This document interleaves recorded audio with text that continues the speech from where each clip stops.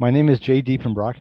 I'm a longtime ham. I was first licensed in 1968 with a novice license, which unfortunately expired 2 years later, and then was away from the hobby for a long time. I've been continuously licensed since 1988, and as the rename function indicates, I'm located in North Carolina.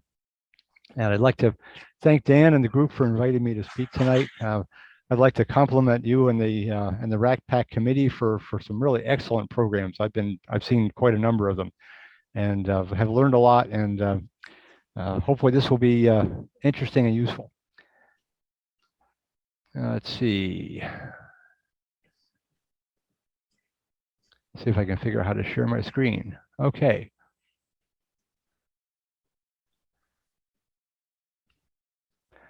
The way this got started is, as I'll tell you in a little while, we are outfitting we have one truck. We've had one for 5 years. I'm going to tell you all about that. We have recently accepted the generous donation of a second truck.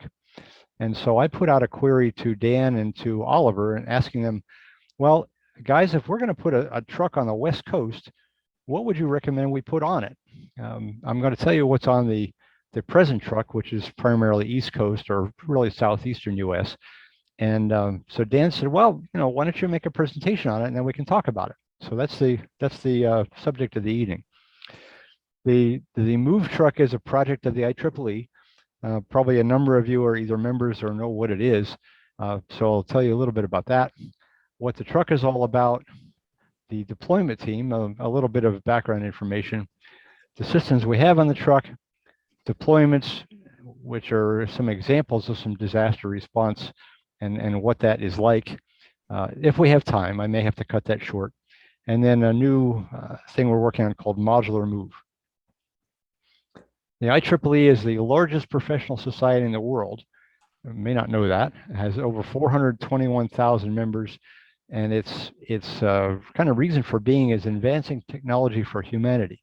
Now, I had been a member for a long time, but my only exposure to IEEE until 5 years ago was the technical conferences that it runs. It has all kinds of society, I think 39 technical societies, and runs conferences of many aspects of electronics.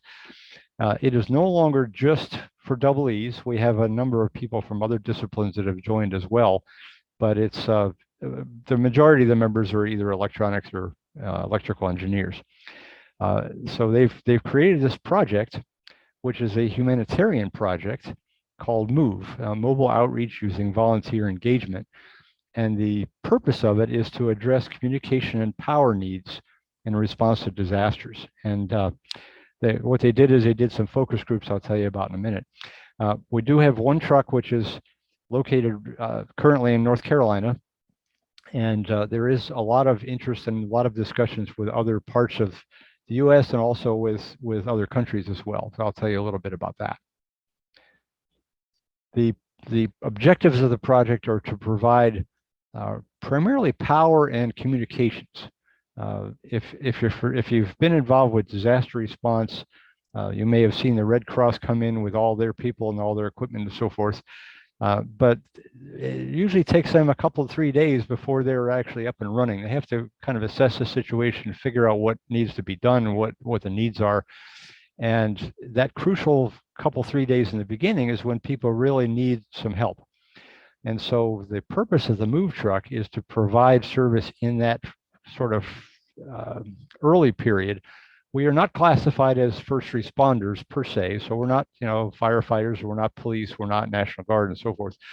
But we do go in and we provide power and internet service because following Superstorm Sandy and Katrina and Hurricane Katrina, the number 1 and 2 things that people wanted were they wanted power because all the power was out. They couldn't charge their phones. They couldn't call grandma and tell her they were okay. And they wanted to be able to communicate.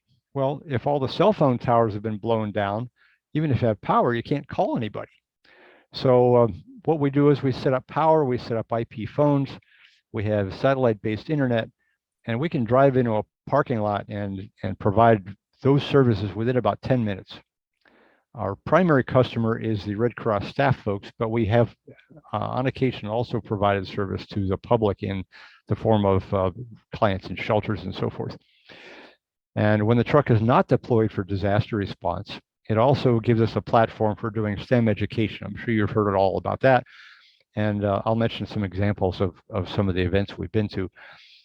Another objective is to raise the public visibility of the Institute, the IEEE, and the engineering profession, give our membership some reasons beyond the sort of normal technical conferences to be involved, and promote volunteer service.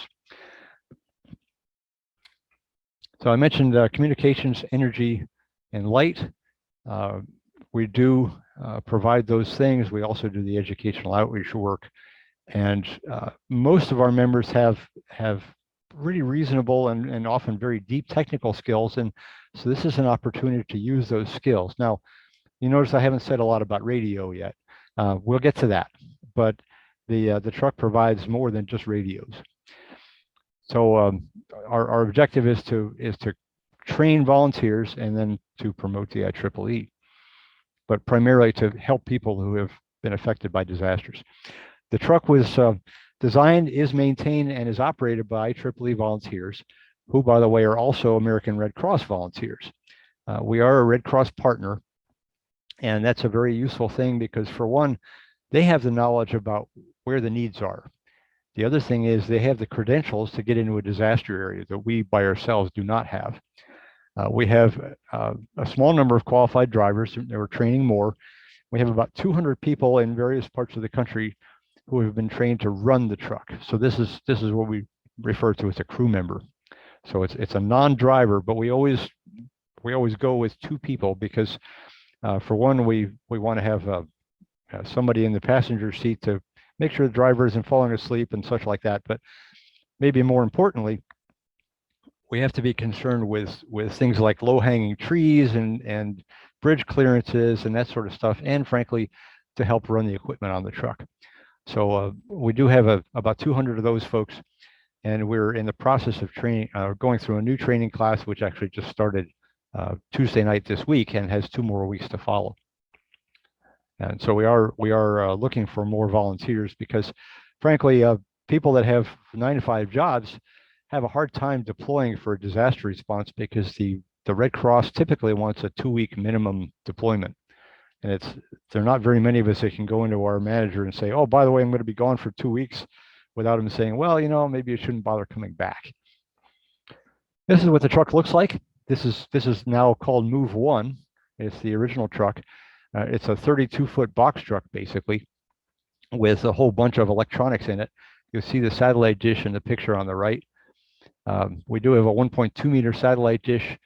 We have a direct TV antenna, which is just forward of that. We have 3 solar panels on the roof. We have equipment racks inside, and I'll show you what's in those. And we have a radio console on the front and a 10-kilowatt generator that we use for not only running the truck, but supplying power to, say, if the Red Cross has a temporary field office they're running that's in an empty storefront that has no power, we can run power into the building and let them run their equipment. This is the radio console on the front. There's a tablet in the upper left that we use for electronic logging. That's what the federal government requires these days. The truck is under 26,000 pounds, so we do not need a commercial driver's license to drive it, but we do have to abide by the electronic logging requirements that the government has. So that's what that's for. We have an LTE router, which you can see to the left of the microphone right here. It is a FirstNet capable router, and we use that for FirstNet access and providing Wi-Fi on the truck while we're traveling. So we can use laptops and Wi-Fi enabled phones and other equipment on the truck. There is also a FirstNet tablet, which isn't shown here. Then there's some switches down the bottom for turning on various assorted things, including the amateur radio, the LTE router, the CB, and so forth. There is a Raspberry Pi. This display up on the upper part is for the Raspberry Pi. We can monitor the truck systems while we're driving. There's a Kenwood TMD 710 dual band amateur radio. and below that is a CB radio and scanner that we can use for monitoring what's going on with traffic and what's going on in the area we're going into. This is the looking forward from the back of the truck on the left-hand side. So you can see there's a light area. That's a pass-through from the cab to the back of the truck. We have 3 TVs mounted on the walls, a big one and 2 smaller ones. The lady in the chair is Mary Ellen Randall, who is the IEEE treasurer and the program director for the MOVE project. She and her husband really were the impetus behind this whole thing and leading that, and they continue to lead that. On the right-hand side, you see what we're loosely calling a comms console. It's really a table with a shelf above it with some radio gear. Way up on the top is a P25. In North Carolina, it's referred to as a Viper radio. It's a Viper network. It's a trunked radio system, tri-band radio. Greg Hauser may have referred to that a couple of weeks ago in his talking about Auxcom and North Carolina emergency management. We installed that to be able to be deployed as a resource for them. And then on the right side is the remote head for the dual band amateur radio. We're looking at adding some other things that I'll talk about in a little bit. So this is on the left side of the truck now. This is looking towards the back. We have equipment storage cabinets and then some area above that with a cargo net where we store things. On the right side, we have 2 bunks. These are new and the cabinets are new. We found that we were often having to sleep on the truck during deployments, and although Red Cross cots are better than sleeping on the floor, they're not a lot better.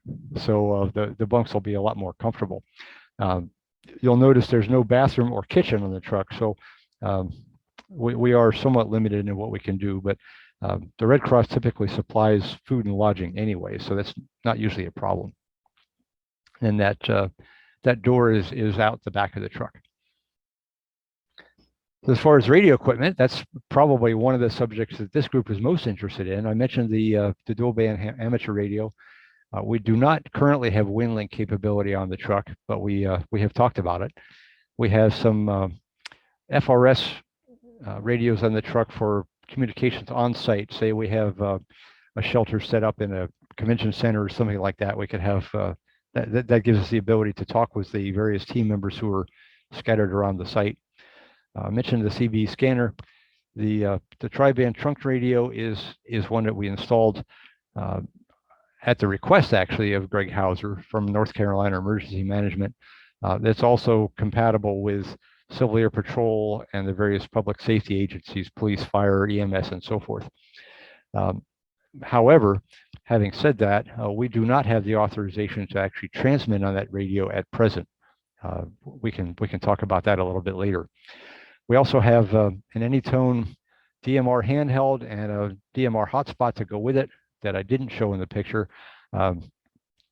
We thought that would be a useful thing to do, particularly on the road, because if all the cell phones are out and local amateur repeaters are out, since we don't have HF capability, that would be one mechanism for the extended support team to contact the folks on the truck, or for folks on the truck to request support and so forth.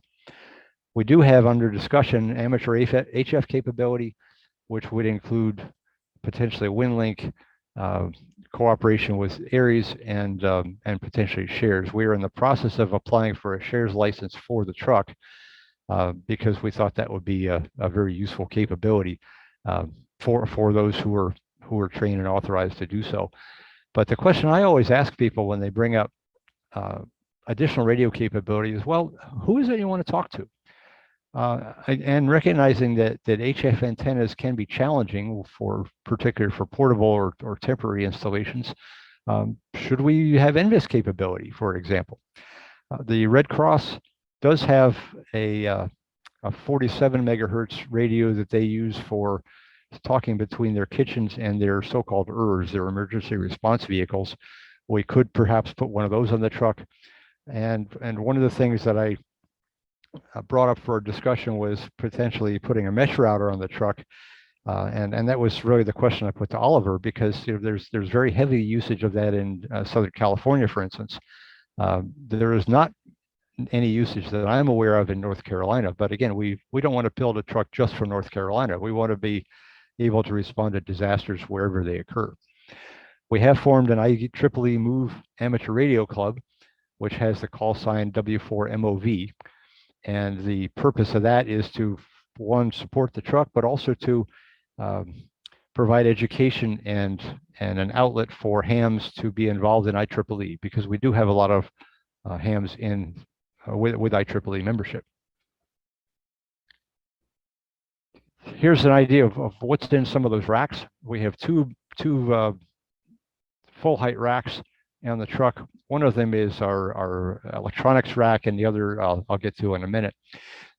We do have a 1.2 meter satellite dish.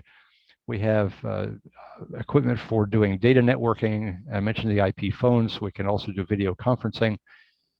The DirecTV is on the truck for news and weather. There's a lot of good weather information on the Weather Channel. And if you're going in typically after a storm, you want to know whether there's more coming and what the conditions are. We don't typically drive in when the storm is still raging for safety reasons, but we try to get in there as soon afterward as it's safe to do so. And then this part of the rack here is the solar charge controller and a 110 volt inverter. The solar system is all 12 volt, and so the charge controller manages the charging of the batteries, and the inverter then provides 110 volts for the equipment in the rack. Here's a front view of it, a little bit lower. Again, we see the satellite, the solar controller and inverter. Then below that is an HDMI switch that we use for distributing the signals to the TVs that you saw from either the DirecTV receiver or from a laptop, which we can use to monitor the operation of the data switch. These are Ethernet switches here. There's a Cisco Meraki security appliance, and then a 48 port switch. So we can put the status of the switch up on the screen, as well as the charge controller and the generator and so forth. This is the second rack. So I mentioned earlier that we provide power. We do not charge people's cell phones on the truck because there's a custody issue. We don't want to be responsible for someone leaving their phone behind and coming back later and having it be gone. So we don't want to get into, well, you stole my phone kind of discussions. So what we do is we have these solar battery packs that we charge in the second rack. We can't charge all of them simultaneously just because of the current draw. So we'll typically charge a couple of drawers at a time, which might be 20, 30, 40 phones at a time. But they're 8 amp hour batteries that have solar panels on the front of them and a built-in flashlight. And so we'll charge those up on the truck and loan them out to primarily the Red Cross staffers and the first responders, because of course, if all the power's out, they can't charge their phones either. And so we'll loan those out, and then they'll get 2 or 3 phone chargers out of them. They'll bring them back, and we'll give them a fresh one. But we do have quite a number of these on the truck, and we can also put power strips outside for people to charge their phones with if they have 110 volt adapters and so forth. This is the generator. It's a 10 kilowatt diesel generator, runs off the 100-gallon fuel tanks that the truck uses, and we can go almost a full week 24/7 without refueling. So it's a pretty efficient generator. It provides 10 kilowatts of 120 volt AC. We can run the data rack off the batteries and solar panels. However, if we want to run heat or air conditioning, which we sometimes need to do, we do need to run the generator because the batteries and solar panels can't provide enough power for that. The solar panels are 300 watt panels, so a total of 900 watts.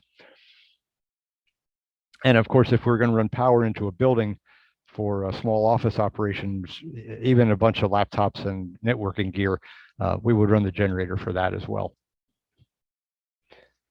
As far as the roof, we have, I mentioned the DirecTV antenna. Here are the 3 solar panels. This is the satellite dish, of course, stowed, and so you've seen all of that already. Here's some brief history. The truck was delivered in March of 2016, and as I mentioned, it's based in North Carolina. It's been deployed to 22 disasters since we took delivery of the truck. The new truck actually is quite a bit older and has been deployed to about the same number. So we've been pretty busy. Primarily flooding events and hurricanes.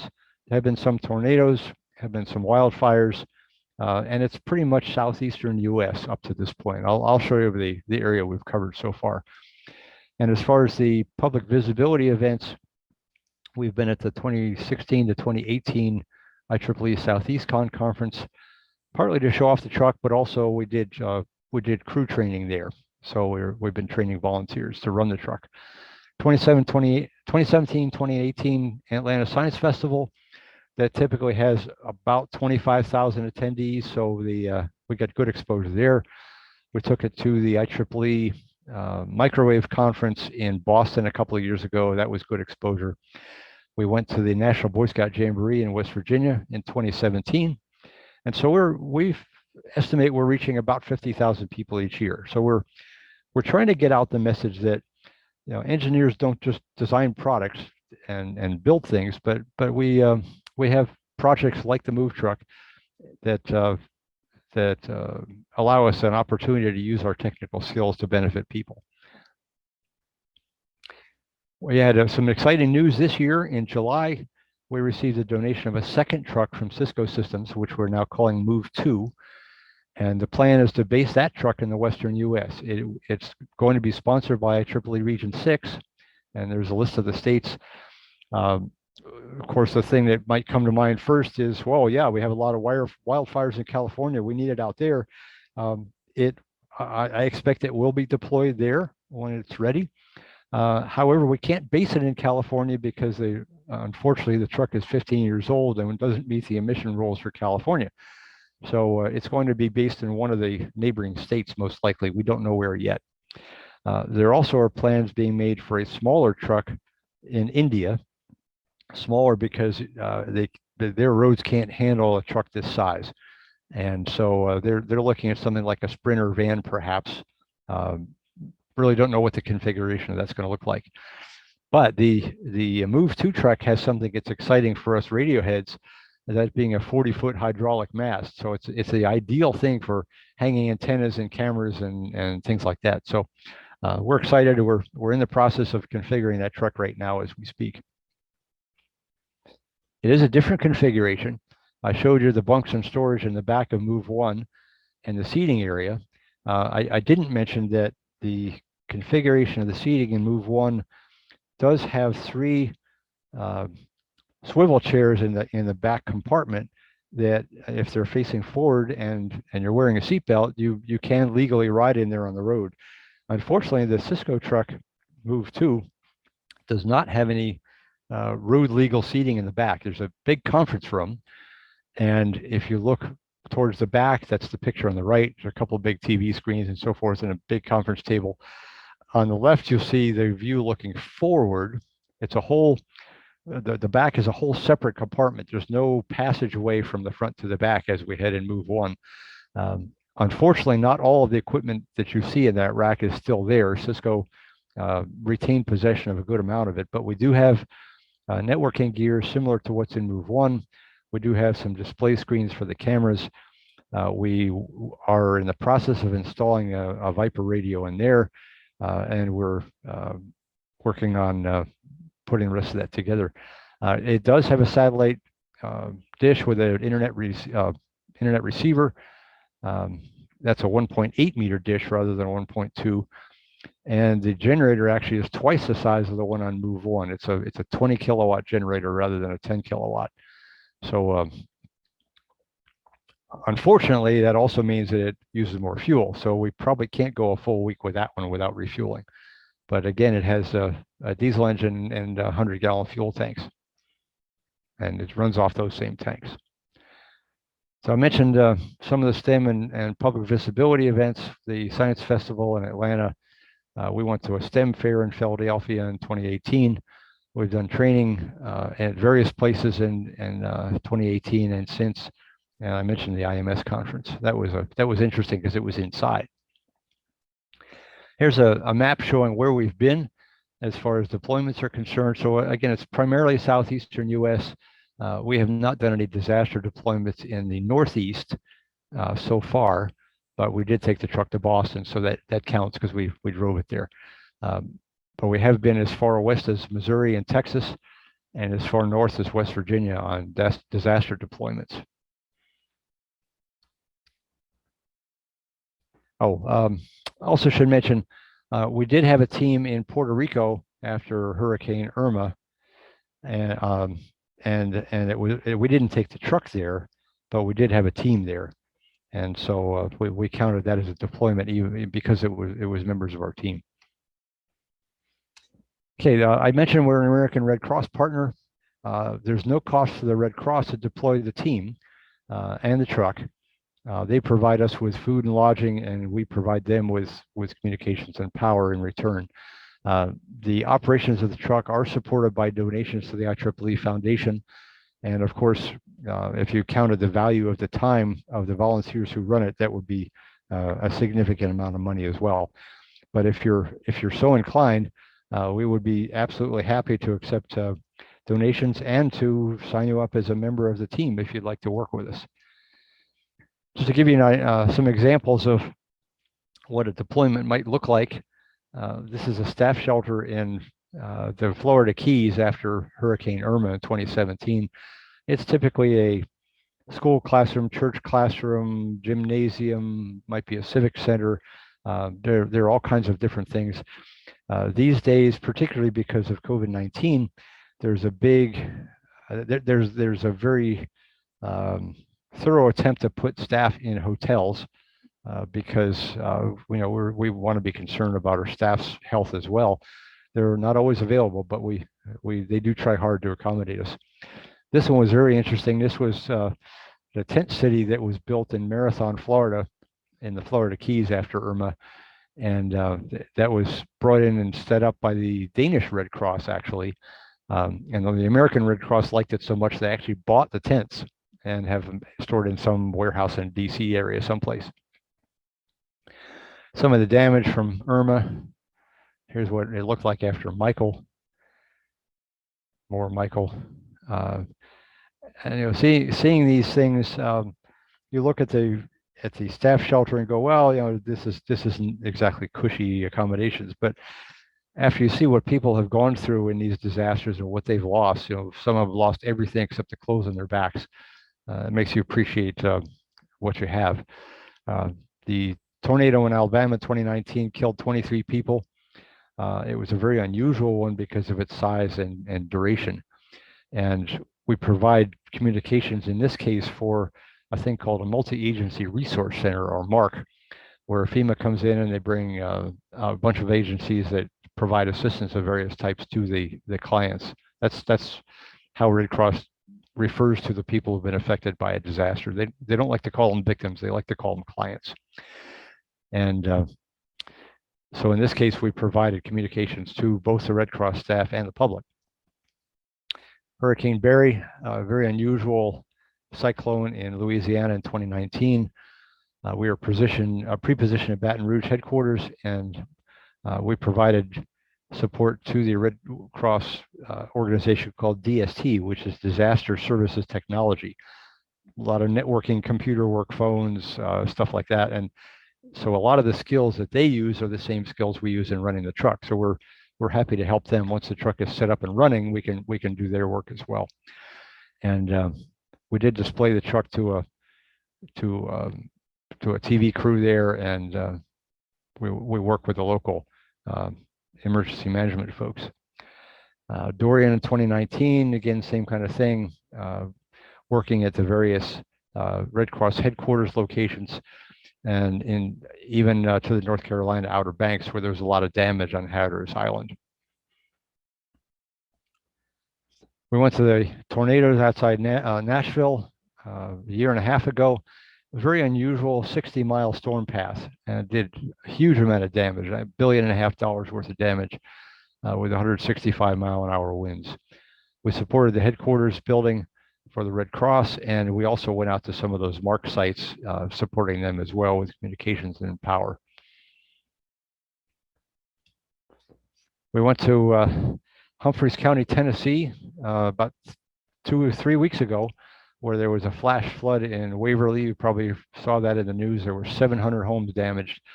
We supported the county office building, which Red Cross was using as a headquarters, and the emergency management folks had set up a site in a parking lot where they were staging areas for work crews and feeding the public and passing out supplies. And interestingly enough, FirstNet didn't work, and they tried to use a cow cell on wheels brought in by Verizon, a trailer, and they couldn't get that to work. And so we provided their internet service.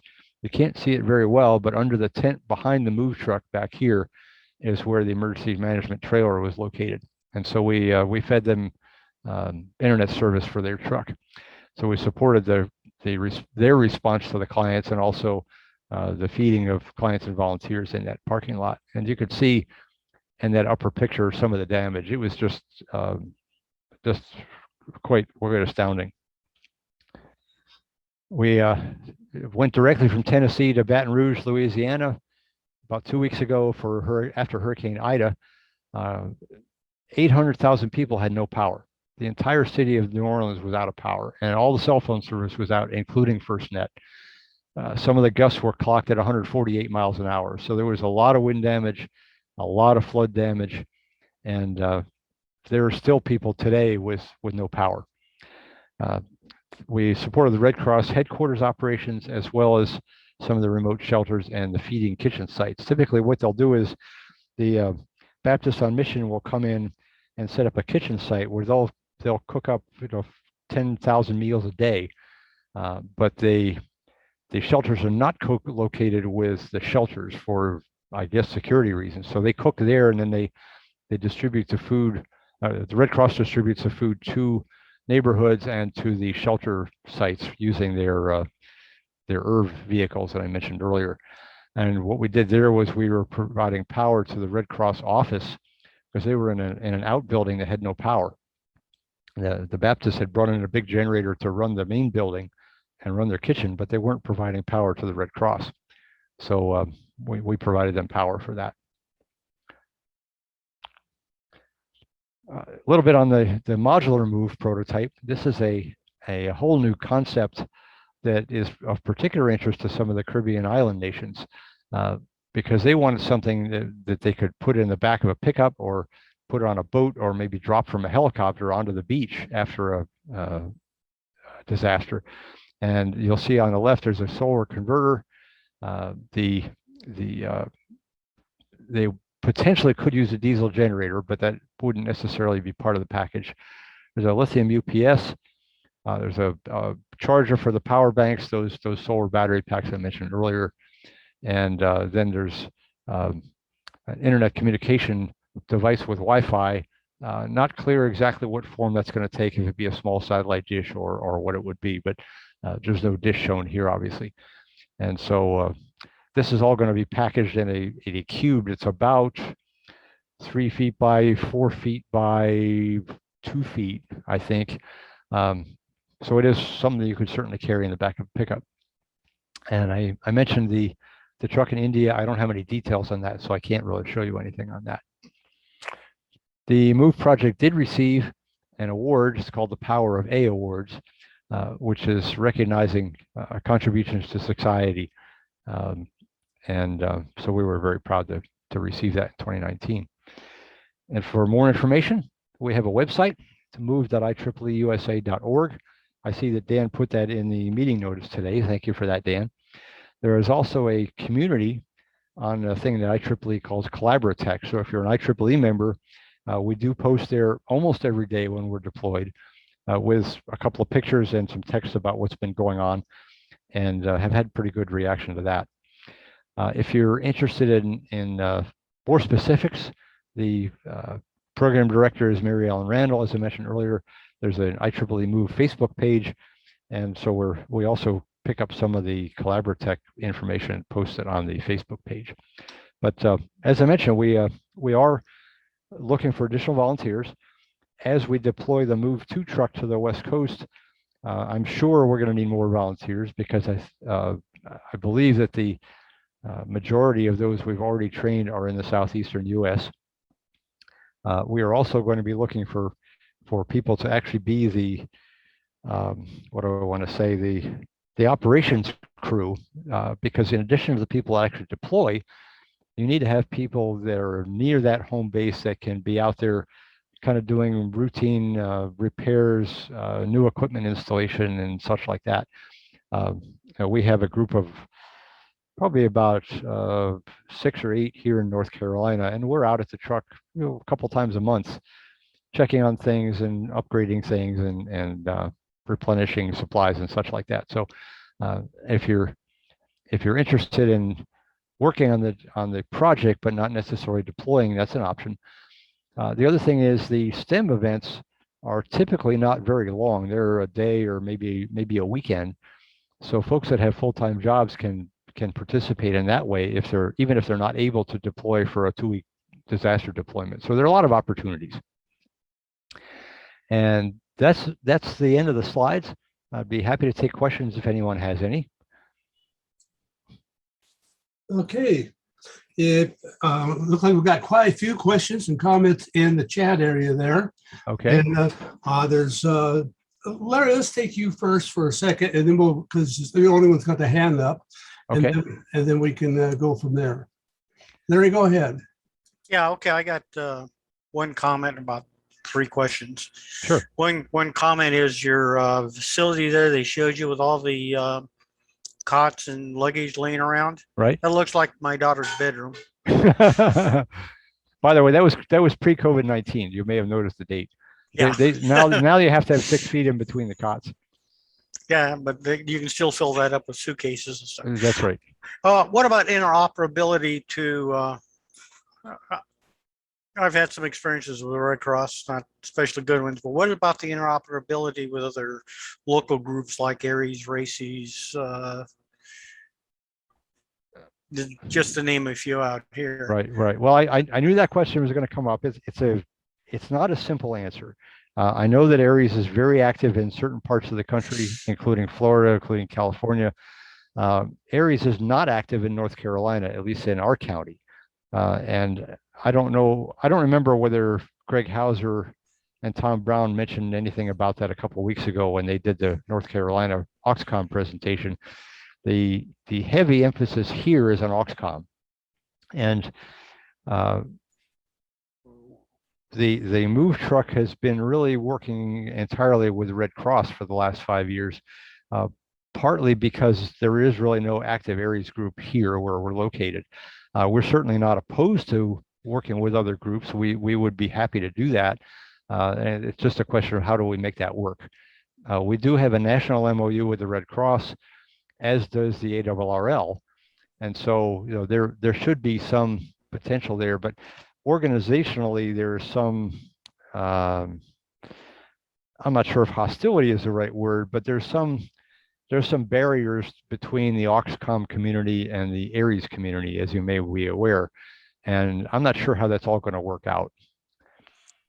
Yeah, that's quite a bit of a local issue to some degree, and some of it is well earned, others isn't.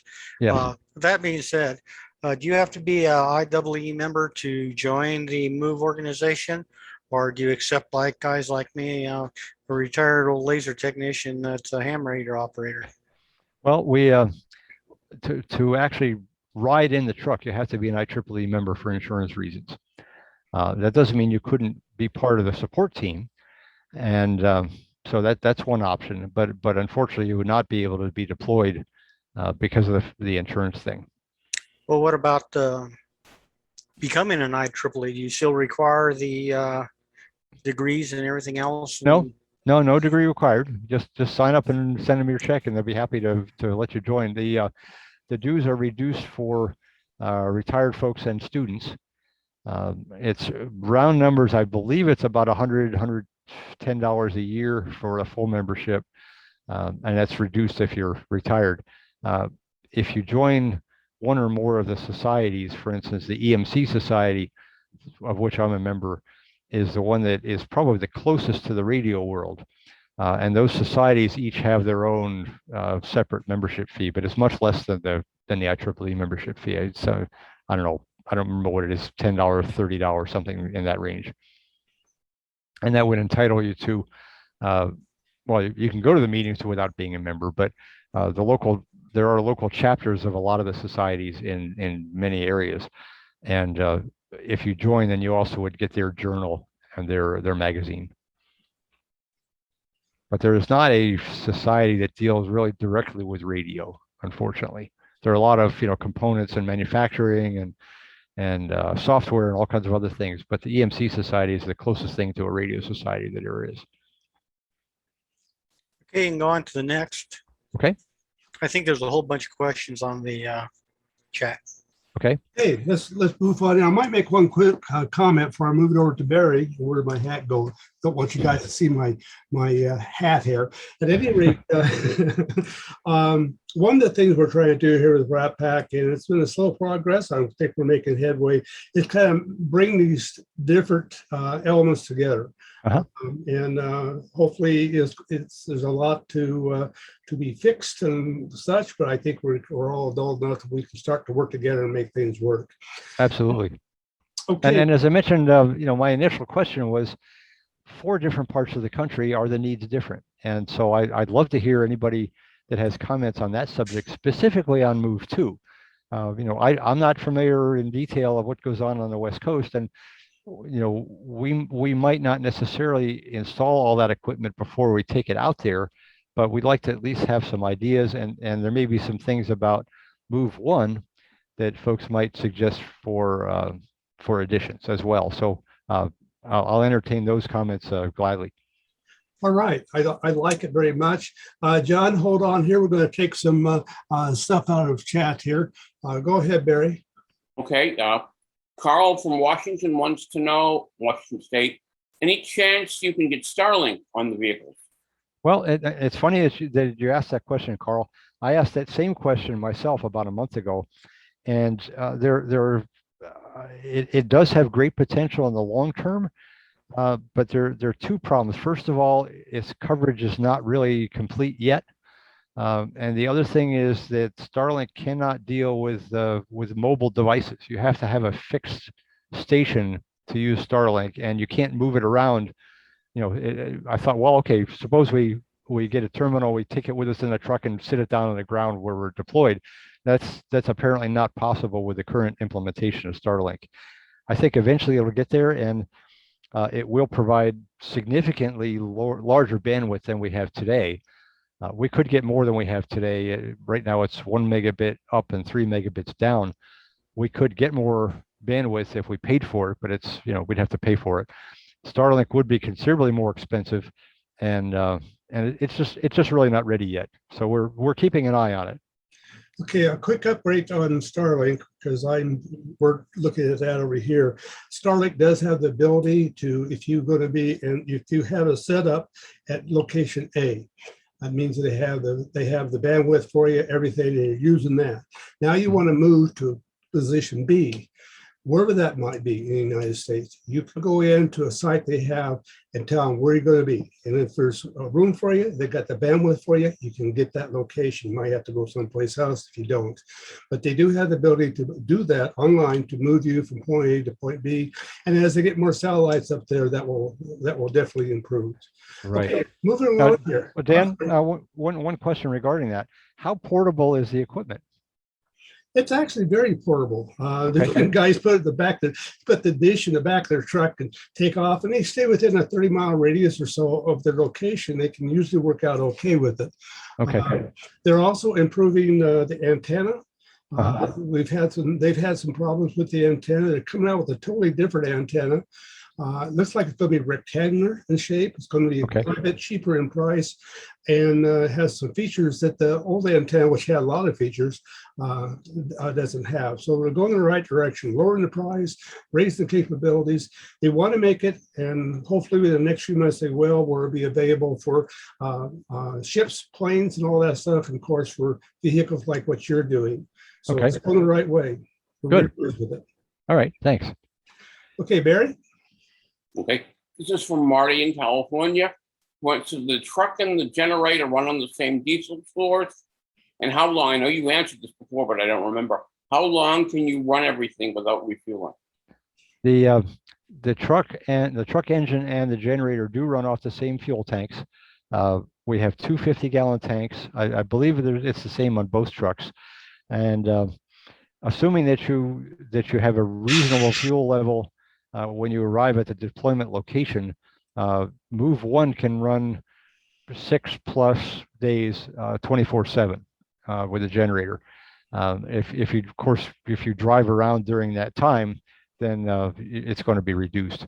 The Move 2 truck, I think we're estimating 3 days with full tanks, and then you have to be refueled. Fortunately, on some of the big disasters, even if fuel is not available because of the power being out, FEMA will sometimes bring in fuel trucks, and we can refuel from their sources. We're allowed to do that. Okay, Barry. And John from Mississippi, what are the plans for the Viper radio in Move 1 if no members currently are able to utilize it? Well, that's a very good question. I am in the process of being Oxcom trained. I've had the class and I'm working on the task book. And once that's completed, then I will be allowed to operate it. But the concept was that even if we didn't have approved operators on the truck, that we would be essentially an equipment delivery mechanism. So we would drive the truck in, and the public safety emergency management folks who are on site would then be able to use that as additional capability to what they already have. So it's not completely useless. I personally would prefer it if we had people able to use the radios, and that's certainly our long-term goal. But that's the short term. And by the way, Greg Hauser from North Carolina Emergency Management specifically requested that we put it on the truck. We went to him and said, look, how can we assist you and be an asset to your organization? He said, well, first of all, get the radio, and then we'll provide operators if need be. So we're trying to build that relationship. Okay, let's. I posted the information. If anyone is interested in joining IEEE, the website is in the chat. Great, thank you. Okay, thank you. And while I got a second here, Jay, when we're done with this, could you send me your slides? So yes. We can post it also. Let's yes. get a couple more from the chat, because we've got quite a few in chat. Then we'll jump over and pick up a couple more with their hands raised. Okay. And this is from David in Idaho. He wants to know if you have support trucks to replenish the fuel, etc. And I think you already answered that. Well, we don't have our own, but we sometimes have access to them. Yes. And then John from Mississippi again. Have you thought about establishing a Viper repeater for those portables that various EMA folks carry around with them? Actually, no, we haven't. That's a very interesting idea. I'll put that on the list of things to think about. All right. Okay. Okay, let's move on. One more, and then we'll be done with the chat. Okay. And then, have you considered, this is from Doug in Florida, have you considered setting up a remote operator location outside the vehicle to keep traffic inside down? I'm not sure I completely understand the question. Are you thinking like operating the radios by internet, that sort of thing, or what are you getting at? Because we have to have two people to take the truck anywhere. Yeah, what I was asking about was, with the Viper radio and some of the others, if you're going to enable an EMA or another group to be able to come up and utilize that for you, right? Remoting the mic outside, or giving a position where you can flip a panel up and access some of your equipment without having to have them constantly trail in and out of the vehicle on you. Good question. We have not considered that. It's something we could consider. The Move 2 truck has a really extensive patch panel on the outside. I don't know if we could patch mics through there, but I wouldn't be surprised. As far as Move 1, that would be a little bit difficult. We can run cables out through a cable port. And in fact, the Kenwood amateur radio, does have a remote mic and remote head. So we could conceivably just feed Ethernet cables out through the wall and do that.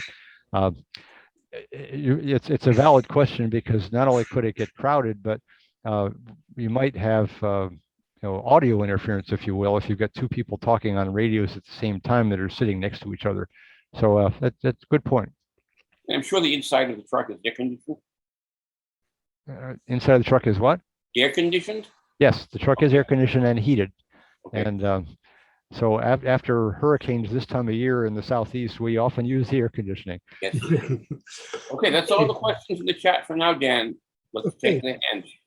All right, fine. And the first thing that comes to my mind is we were talking about the remote and some of that stuff outside the van. Some of those radios were licensed to use that radio. It might be, if it's possible, be able to remote those guys so that some guy is sitting someplace else could have the ability to talk through that radio type of a thing. That's just fuel for thought. Let's pick up some more hands here. John, go ahead there in Washington. Yeah, hi, I've got a question that was missed in chat because I forgot to put a Q in front of it. And then, and then an answer to your question. You have the 710 in there, and you said you don't have Winglink. Why not just download it on a laptop and plug it in? Well, yeah, we have the capability to do it. We don't have a lot of people who are experienced using Winglink so far. The other thing is, being as it's a dual band VHF UHF radio, it really wouldn't be all that useful unless you had digipeaters available. And after hurricanes, a lot of the digipeaters or repeaters are out of business. My inclination would be to do Winlink on HF, and we don't presently have an HF radio, but that would be one big reason to consider it. Not only Winlink but also shares. And so we're thinking along those lines. But yeah, there's no technical barrier to using Winlink today. It's more a practical thing. Understood. And you asked about the West Coast. I'm up in Washington, and until not too long ago, I was Red Cross volunteer radio operator and operated the Red Cross communications van for Western Washington area, up north of Seattle area. Okay. And I can tell you right now that there will be little to no interest on part of management in the Northwest region of the Red Cross in any kind of a communications vehicle. They made us get rid of a highly capable one we had. Wow. They don't, they've got a head in their sand and they have no interest. We have the benefit of not having a lot of disasters here, which also means we have the downside of not having a lot of disasters here. So they don't think anything's ever going to happen to them. We have wildfires in Eastern Washington and some flooding here in Western on occasion, but we don't have the big disasters that people have to deploy to until we get the big earthquake or volcano erupting. But I think you may find other areas more responsive, but I suspect you will find the Northwest region not interested. Yeah, that's too bad. I'm aware of that, and as you probably know, there have been a couple of exercises that I actually was it this group that sponsored them, the Winlink exercises with Red Cross, and some of the hope in doing those was that it would provide some impetus to the Red Cross technology leadership to show some interest in radio. Whether that will be successful or not remains to be seen. There's a lot of walls to be brought down, and we're working on all of us in our various different ways. I think eventually we'll get it done. The needs are too big. Yes. Okay. John down here in Southern California, it's the exact same problem we have. So I can sympathize with you. Okay, let's please don't be jumping in. That causes problems. Oscar, go ahead. Jay, I have one comment. May I have one of your trucks down here into the Caribbean? We need them quite often. Well, we actually, Oscar, we actually talked about the idea of taking the truck to Puerto Rico on a barge or a freighter or something, but they decided it was too expensive, and it would take too long to get there. And it have to be before the event. That's why we're doing the modular thing. It's small, it's portable, it doesn't cost as much, and it provides very similar capabilities. So we know that we have needs, and in fact, I believe we have some folks from Puerto Rico who have already been through the training for the truck. So if if we get similar kind of function there, you've already got some folks that are ready to use it. They're excited about it. And by the way, there's several comments. The Red Cross is for it in ham radio. So that is something that you don't have to argue. They will go for it immediately. Good, good. So even they will support it back to back with DST.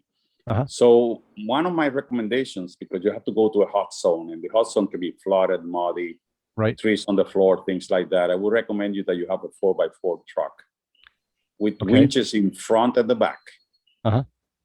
And also to have a couple chainsaws in the truck ready to cut trees or poles that the truck is not able to jump over. I think we have a small electric chainsaw on Move 1 right now. I haven't used it.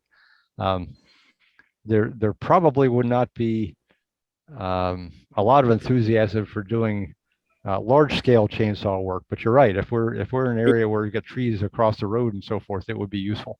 Is survival of the truck with a earth anchor, so you can pull out the truck from the front or the back if it gets really stuck. That's very important because you're going to be by yourself in some places. Right, right. Well, and if the roads are that bad, we're certainly not going to take the present truck. The other thing is that you may want to have a service vehicle, 4x4, much smaller. Okay. That you can go diesel and food and exchange the operators, taking them out of the zone and bringing somebody back. So you have to be able to be mobile. I mean, you don't want that truck to get stuck in some place or it needs help. You can move and find help. Right, right. Well, typically the areas we go in, the roads are passable.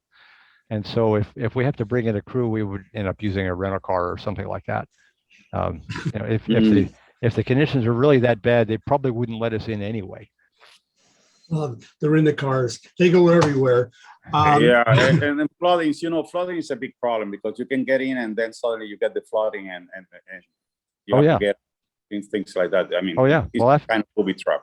Well, after Harvey, the truck was parked in the parking lot under the convention center, and the middle of the night, one of the guys realized that the water was coming up. We actually had to move the truck so it didn't get flooded.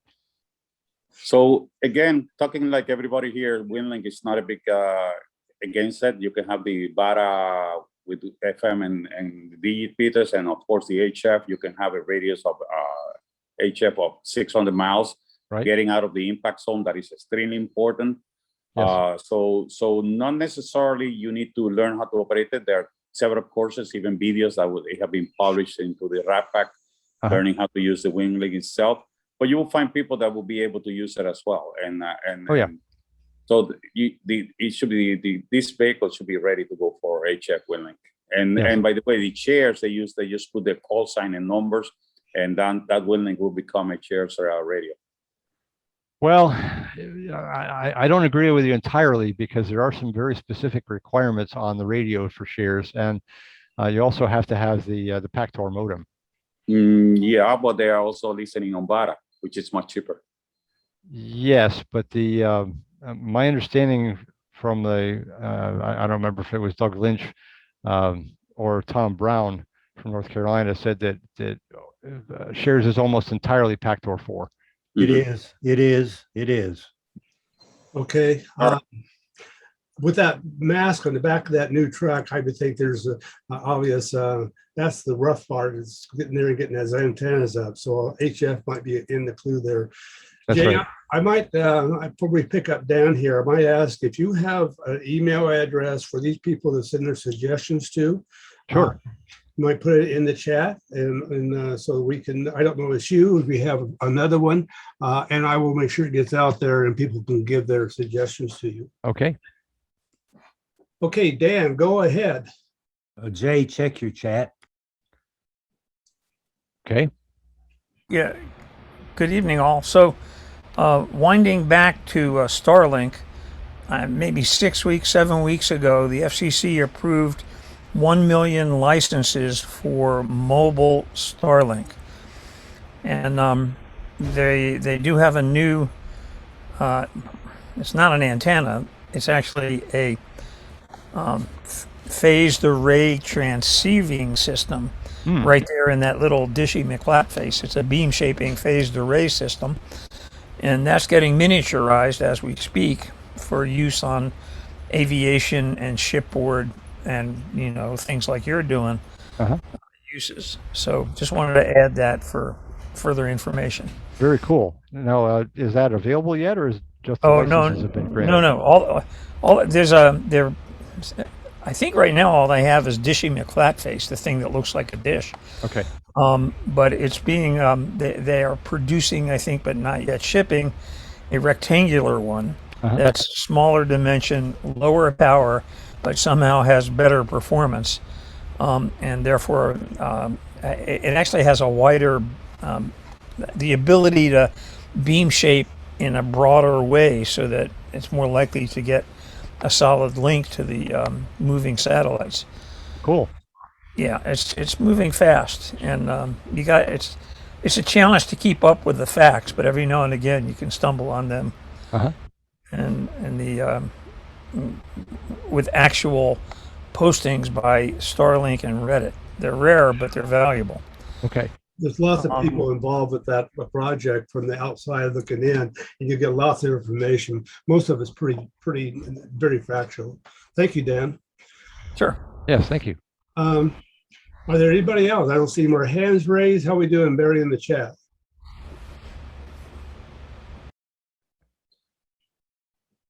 Okay. There was a question from David about DMR. I thought I covered that earlier. Is there more to that? David? Maybe he's left us. Oh, I'm over here. There you are.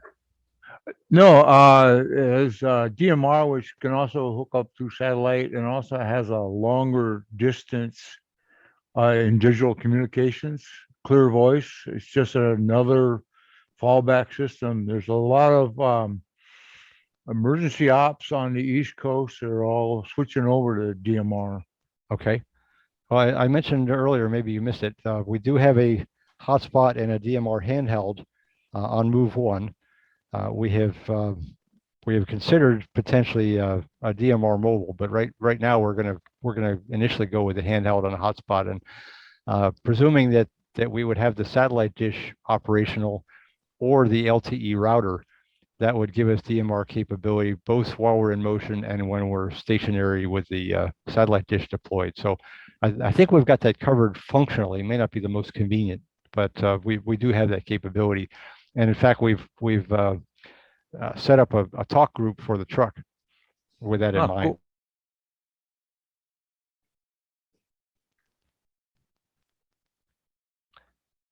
Other questions? All right. Steve, you're in here someplace. Do you want to give any comments? No, I've talked to Jay about Winglink and joining shares. We've had our conversation, and I think he may already have a license. I'm not certain, but I think this is an excellent presentation. I wanted to ask one question. Sure. And that question is, do you deploy for any other NGO or civil authority other than the Red Cross? Well, again, I mentioned we have started building a relationship with North Carolina Emergency Management, and so couldn't do better. There's the potential that they could use us. We have had some discussions with Civil Air Patrol. That hasn't really gone very far. Those are the only ones I'm aware of at this point. Well, you can't do any better than where you are. That's a good place to start. Yeah, it is, and particularly this time of year, Red Cross keeps us very busy. We do occasionally deploy on our own without the Red Cross, but that's not the normal case. I see. So, for instance, one of the tornado deployments, I don't know who it was that called us, but we went ahead and just even though Red Cross wasn't there, we deployed the truck anyway. Great.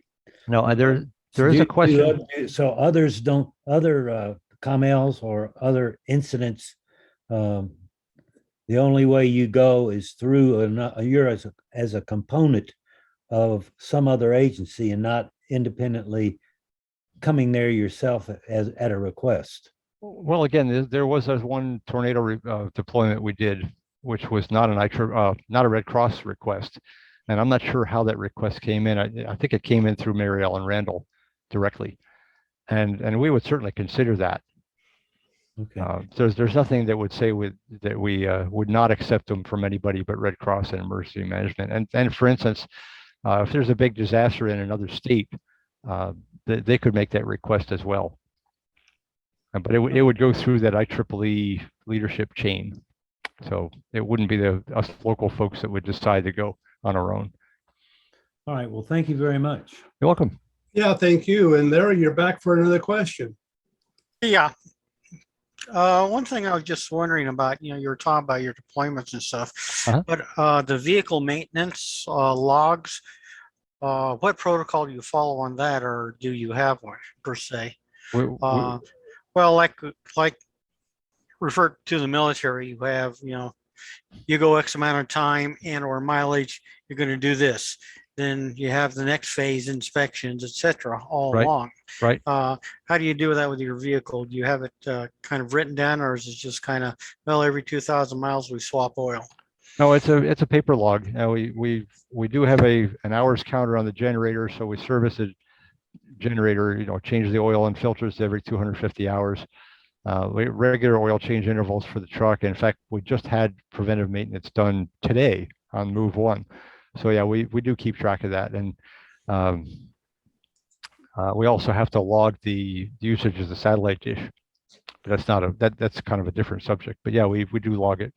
So you have a person basically in charge of the logs that doesn't necessarily have to do the work himself, but he can say, "Hey guys, we need a field day on Saturday because the truck needs XYZ." Is that correct?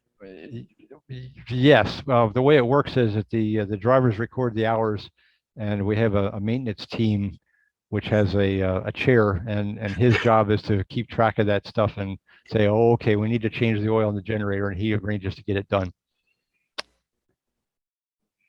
Or the tires are so old we have to replace them, or whatever it might be.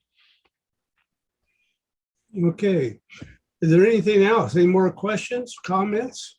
Well, there's one in the chat from Brad asking about multiple operational periods. Is he still here? Yeah, I'm here. I was just curious about the sleeping in the bunk bunk area with people operating in the rest of the truck there. If you can actually sleep. Oh yeah. Or would that be when you would break down, and would you use that for another space and sleep in a tent out beside the truck? Well, there is a pocket door between, it's right adjacent to the radio console, so we can close that door and get some quiet and turn the lights off and such in the back. The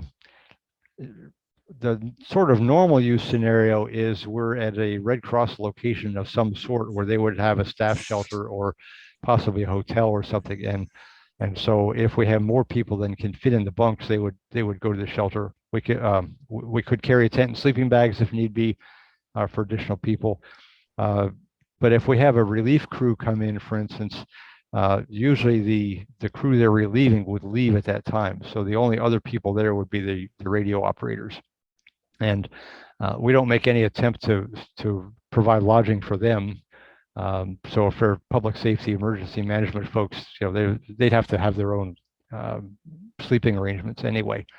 But from a practical perspective, 2 bunks was all we could fit in the back of the truck and have any reasonable amount of space. So we look at it as an improvement, because previously you could really only get 2 cots in there anyway. So it's not like we had room for 4 or 6 people.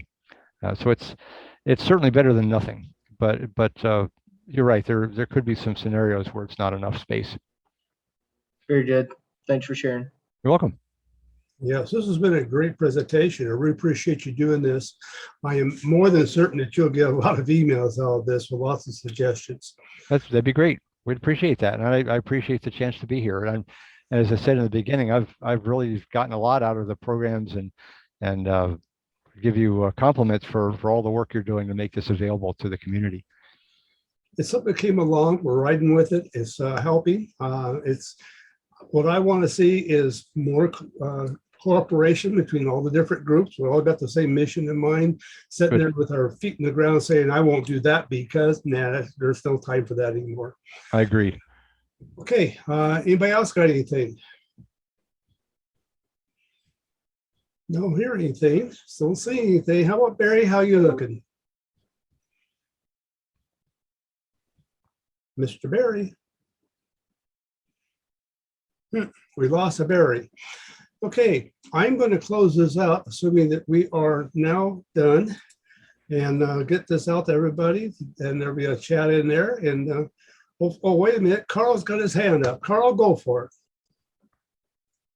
it. Yeah, am I unmuted? I think I am. One quick, I think, suggestion more than question. Sure.